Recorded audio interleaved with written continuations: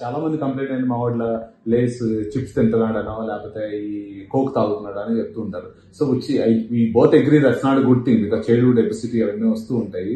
అదే ఆల్టర్నేట్ ఏదో నీళ్ళు తాగుతున్నాడులే అనుకుంటూ ఉంటారు. సో వాటిని ఆపటం ఎలా అంటారు?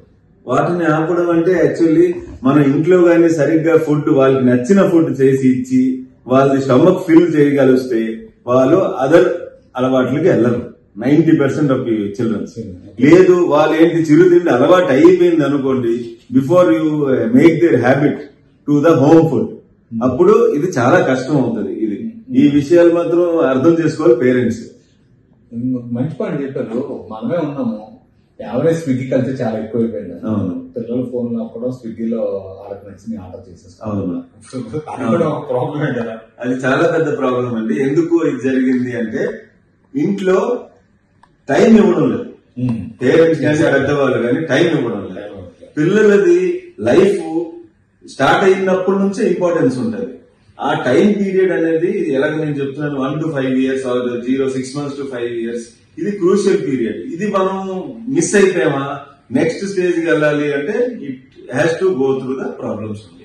సో అందుకే మనం ఎప్పుడు ఎక్కువగా ఇంపార్టెన్స్ ఇచ్చేది ఈ first 4 to 5 years of life. దానికి కోసం food, vaccine and prevention of infection. Prevention of infection లో water, good intake of water ఉండాలి, ఫ్రూట్స్ బాగా తినాలి, డ్యూరింగ్ డిఫరెంట్ సీజన్స్ లో ఏ ఫ్రూట్స్ వస్తే ఆ ఫ్రూట్స్ తినాలి. అది అలవాటు చేయాలి. అది హ్యాబిట్ అయితే గానీ ఏది జరగదు. ఒక చిన్న పాయింట్, కరెక్ట్ మీ ఫ్రెండ్ రాంగ్, కామన్ గా థ్రోట్ ఇన్ఫెక్షన్స్, ఎడినాయిడ్స్ అనో, టాన్సిలైటిస్ అనో, లేకపోతే జలుబు, ముక్కు కారుతుందో, ఇలాంటివి కామన్ గా పిల్లల్లో చూస్తూ ఉంటాం.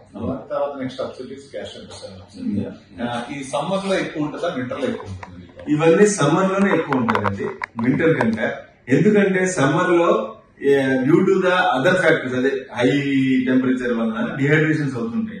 డిహైడ్రేషన్ అయినప్పుడు బ్యాక్టీరియాకి ఏంటి ఛాన్స్ దొరుకుతుంది టు గ్రో మోర్, బికాస్ అది వాష్అవుట్ అవ్వదు బ్యాక్టీరియా. ఎందుకంటే మీరు నీళ్లు సరిగ్గా తినరు, తాగరు, ఆ ఫుడ్ కూడా సరిగ్గా తినరు because of more of thirst and dehydration.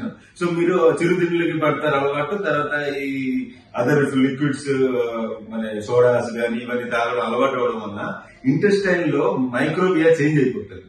When the microbiota change అయిపోతుంది bacterias, so good bacterias growth తగ్గిపోతుంది. తగ్గిపోవడం వల్ల ఈ చిరుతిండి వల్ల బ్యాక్టీరియాస్, హార్మ్ఫుల్ బ్యాక్టీరియాస్ గ్రో అవడం స్టార్ట్ అవుతుంది. దానివల్ల ఏమవుతుంది, ఇన్ఫెక్షన్ అనేది అప్పర్ రెస్పిరేటరీ నుంచి స్టార్ట్ అయ్యి లోవర్ రెస్పిరేటరీ వరకు వెళ్ళి. చాలా మంచి పాయింట్ చెప్పారు. యాక్చువల్లీ నేను కూడా అబ్జర్వ్ చేసిన అదే, ఒకప్పుడు పొల్యూషన్ ఉంది కాబట్టి థ్రోట్ ఇన్ఫెక్షన్స్ వస్తున్నాయి అనుకున్నాను. Yes, pollution is big factor. Summer లో ఆ హ్యూమిడిటీ ఫ్యాక్టర్స్ మారుతున్నాయి కాబట్టి ఫస్ట్ వెళ్ళేది అక్కడికి వెళ్ళి అక్కడ చేరుతూ ఉంటాయి. సో ఈ జలుబు చేయడం అంటే అఫ్ కోర్స్ వింటర్ లో వచ్చే viruses different, but certainly they should take care of hydration అనేది మోస్ట్ ఇంపార్టెంట్ అని చెప్తున్నాను, ఎస్పెషల్లీ సమ్మర్ టైమ్ లో. సో ఇప్పుడు విదేశాల్లో ఏం చేస్తారు, నవంబర్, డిసెంబర్ టైంలో ఫ్లూ వ్యాక్సిన్ చేస్తూ ఉంటారు అవాయిడ్ చేయడానికి. What is your suggestion for people in India? చాలా ఇంపార్టెంట్ విషయం అడిగారండి. మన సీజనల్ వ్యాక్సిన్ అనేది గాడ్స్ గిఫ్ట్ అనమాట. అట్లీస్ట్ మనకి అవైలబుల్ వచ్చింది. ఎవ్రీ ఇయర్ మనకి న్యూ వ్యాక్సిన్ అనేది డెవలప్ అవుతుంటది. Due to the mutation of virus we have to create every year new vaccine. ఆ న్యూ వ్యాక్సిన్ కానీ అప్ టు 8 years మీరు చిల్డ్రన్స్ కి ఇవ్వగలిస్తే ఈ మల్టిపుల్ ఇన్ఫెక్షన్స్ కి గురి కాకుండా హెల్త్ ఇంప్రూవ్మెంట్ ఉంటుంది కంటిన్యూస్లీ. దానివల్ల ఏమవుతుంది, వాళ్ళ ఇమ్యూనిటీ పెరుగుకొని వెళ్తుంటది, ఇన్ఫెక్షన్ తగ్గుకొని వెళ్తుంటది. సో గ్రోత్ లో ఎఫెక్ట్ అవ్వదు. గ్రోత్ ఎఫెక్ట్ కావడం వల్ల they will be always at స్టేబిలిటీలో ఉంటారు. So they can fight more with the virus and bacteria. ఎందుకంటే వాళ్ళ ఇమ్యూనిటీ లెవెల్ కొద్దిగా హై ఉంటుంది. దాంతో పాటు ఈ మదర్ మిల్క్ ఇవన్నీ ఇచ్చే, ఎలా చెప్పాను, less than 2 years ఆ మదర్ మిల్క్ ఇచ్చిన బేబీస్ కి కంపేర్ చేస్తే అదర్ బేబీస్ కి you will see lot of difference. They will fight well then the like that. ఈ కాన్సెప్ట్ కూడా వ్యాక్సిన్ ఇస్తే ఇమ్యూనిటీ వస్తుంది. సో మనం చేంజ్ అయినప్పుడు సీజన్ తప్పకుండా ఇవ్వాలండి vaccine. Thank you very much. So చాలా ఇంపార్టెంట్ పాయింట్, సమ్మర్ టైంలో వచ్చే కామన్ ఇన్ఫెక్షన్స్, జలుబు చేయడం, ఎడినాయిడ్స్, టాన్సిలైటిస్, సోర్ థ్రోట్, దగ్గు, జలుబు, వీటికి ప్రధానమైన కారణం డీహైడ్రేషన్. సమ్మర్ టైంలో ఎస్పెషల్లీ చేంజ్ ఆఫ్ సీజన్.